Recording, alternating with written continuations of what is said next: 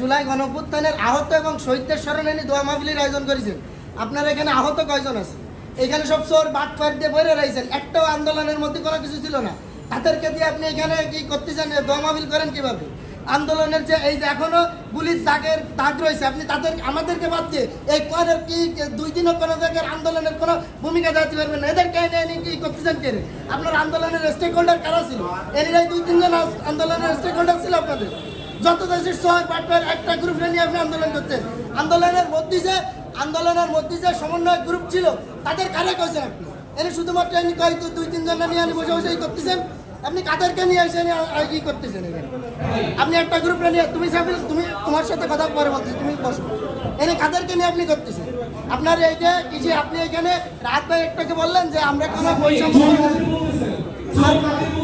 তুমি কথা তুমি এখানে করো, তুমি আগে কথা কম করো, তোমার সাথে কথা বলছো তুমি কথা বলো না। আমি তোমার কথা এখানে কিছু বলতেছি না। তুমি আমাদের এই আন্দোলনে বড় স্টেক হোল্ডার, তুমি এখানে বসো। আর তুমি কি না আন্দোলনের এখানে যারা খুলনার আন্দোলনের নেতৃত্ব দিছে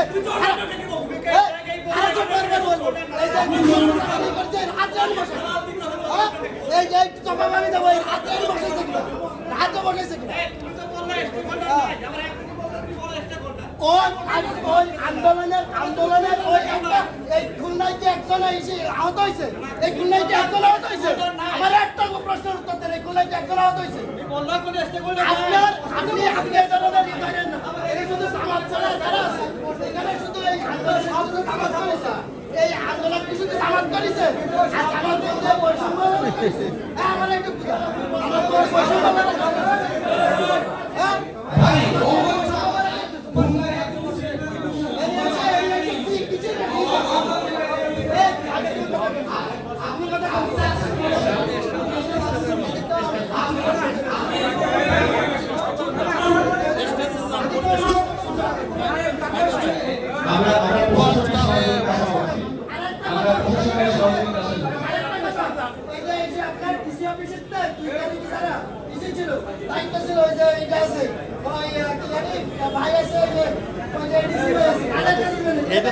পরিবেশ নষ্ট করে